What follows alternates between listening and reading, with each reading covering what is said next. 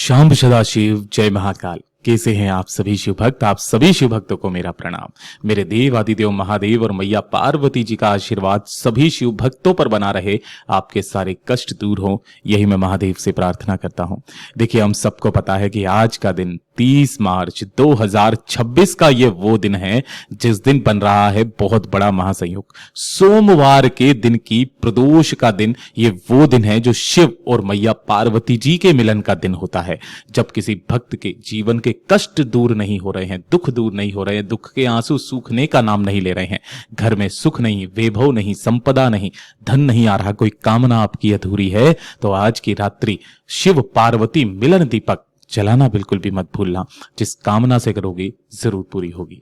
पूज्य गुरु जी की कथा से सुनकर के और समझ करके इस पूरे उपाय को बहुत आसान भाषा में आप सभी लोगों को बताऊंगा, परंतु उससे पहले आप सबसे बस एक छोटी सी प्रार्थना करना चाहूंगा कि जो भी शिव भक्त पहली बार आए हैं, चैनल को सब्सक्राइब जरूर से कीजिएगा और वीडियो को लाइक करके देव आदिदेव महादेव का कोई सा भी प्यारा नाम कमेंट बॉक्स में लिखना बिल्कुल भी मत भूलिएगा।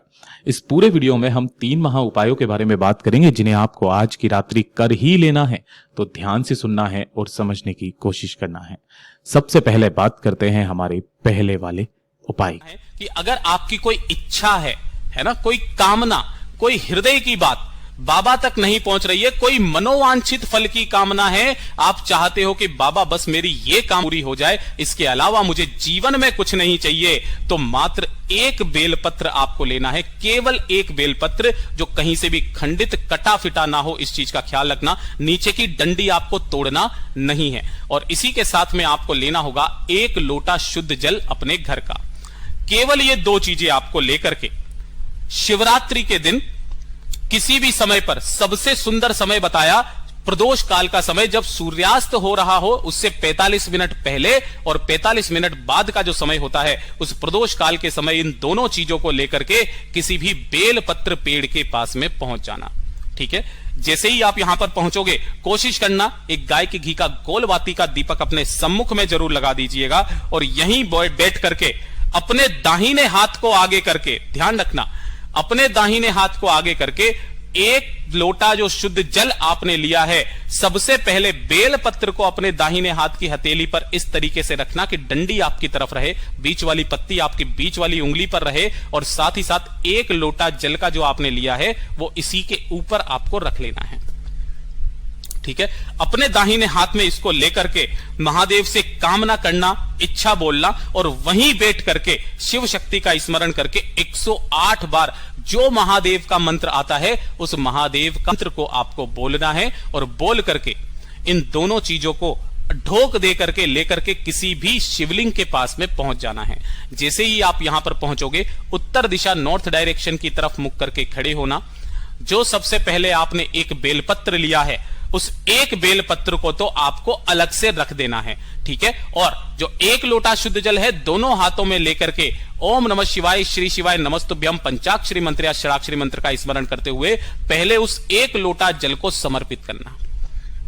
समर्पित कर देने के पश्चात जो आपने एक बेलपत्र लिया है, उस एक बेलपत्र को माता रानी के हस्त कमल से स्पर्श कराकर, ध्यान रखना, माता रानी के हस्त कमल से इस तरीके से आपको स्पर्श कराना है। शिव शक्ति का स्मरण करके यहां से उठाकर शिवलिंग पर समर्पित कर देना। अपना दाहिना हाथ इसी बेलपत्र के ऊपर रख देना, यानी कि आपकी हथेली इस बेलपत्र से टच होनी चाहिए। अपना नाम और गोत्र बोल करके बाबा से विनती करना, जो आपके मनोवांछित फल की कामना आप चाहते हो, उस कामना को बोल करके वापस घर के तरफ चले आ जाना। पूज्य गुरुजी ने तो यहां तक कहा, अगली शिवरात्रि आने तक आपका वो मनोवांछित फल की कामना पूरी जरूर होगी। पूज्य गुरुजी का बहुत अद्भुत और अचूक उपाय है, जरूर कीजिएगा।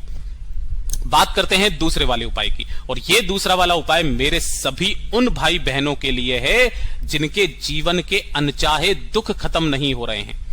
अनचाहे दुख आपको जीवन में मिल रहे हैं, आपका मन विचलित होता है, किसी भी चीज को देख लेते हो आपका मन विचलित हो उठता है ना, कुछ भी क्या करूं क्या ना करूं कुछ समझ में नहीं आ रहा है, घर में आपका रहने का मन नहीं करता, कुछ ना कुछ हमेशा सोचते रहते हो, दिमाग हमेशा चलता रहता है ना, मन ही मन में आप घुटते चले जा रहे हो, आपका मन बहुत जल्दी भटक जाता है। कोई ऐसी चीज आप देख लेते हो तो आपके मन में गंदे ख्याल अगर पैदा हो रहे हैं किसी भी तरीके के जो आप चाहते हो कि इस तरीके के ख्याल मेरे मन में ना आए, ठीक है, तो आपको मात्र लेना होगा गाय का दूध।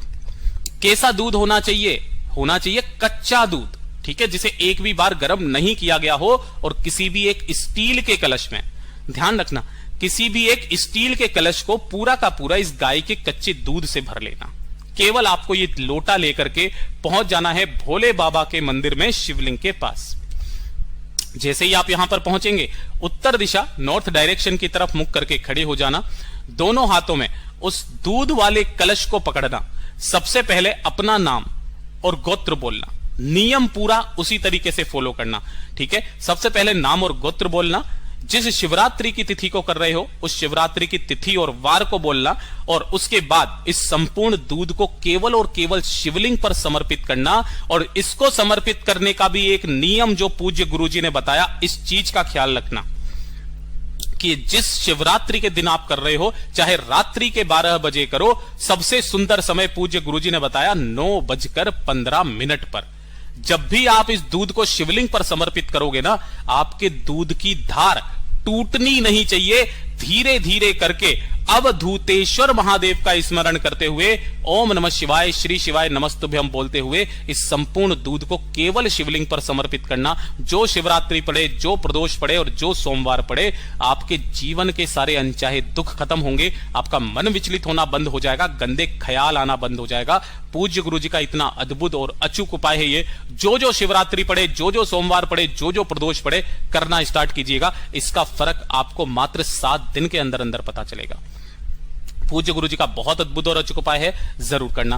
अब बात करते हैं तीसरे वाले उपाय की, और ये जो तीसरा वाला उपाय है ना, ये है लंबी बाती और गोल बाती के दीपक का उपाय। काफी सारे लोगों को लंबी बाती और गोल बाती के दीपक का महत्व नहीं पता है। उन्हें केवल इतनी सी बात पता है कि भैया लंबी बाती जो होती है, तो जितनी भी देवी होती हैं, है ना, और साथ ही साथ जो पितृ होते हैं, उनको लंबी बाती का दीपक लगाया जाता है, और जो गोल बाती होती है वो सभी देवों को लगाती है, देवताओं को लगाई जाती है।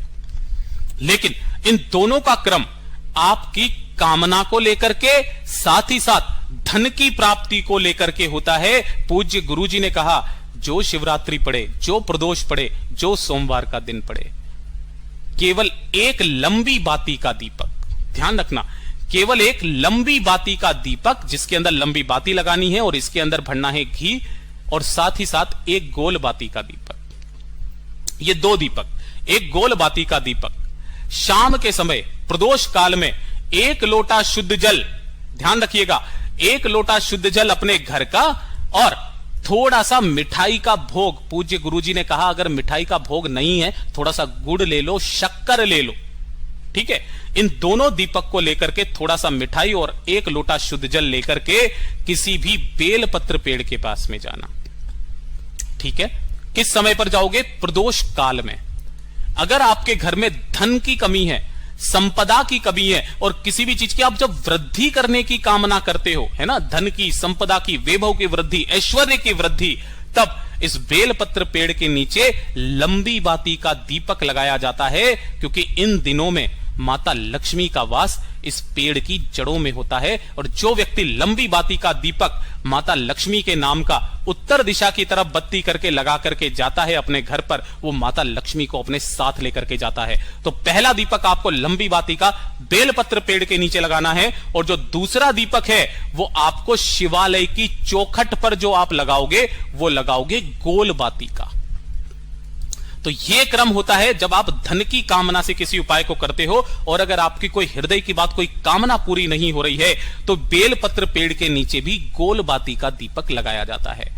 यह क्रम होता है लंबी बाती और गोल बाती के दीपक का। जब भी आप अपने घर में धन संपदा वृद्धि की कामना करते हो ना, लंबी बाती का दीपक लगाया जाता है, ताकि वो उसकी वृद्धि होती रहे। पूज्य गुरुजी ने कहा, 12 महीने की शिवरात्रि को करके देख लीजिएगा, आपके जीवन में कितनी उन्नति होती है, बताइएगा जरूर। पूज्य गुरुजी के सभी उपाय बहुत ही ज्यादा खास और अद्भुत है, जरूर कीजिएगा। वीडियो पसंद आए तो लाइक जरूर करना, चैनल को सब्सक्राइब जरूर कीजिएगा।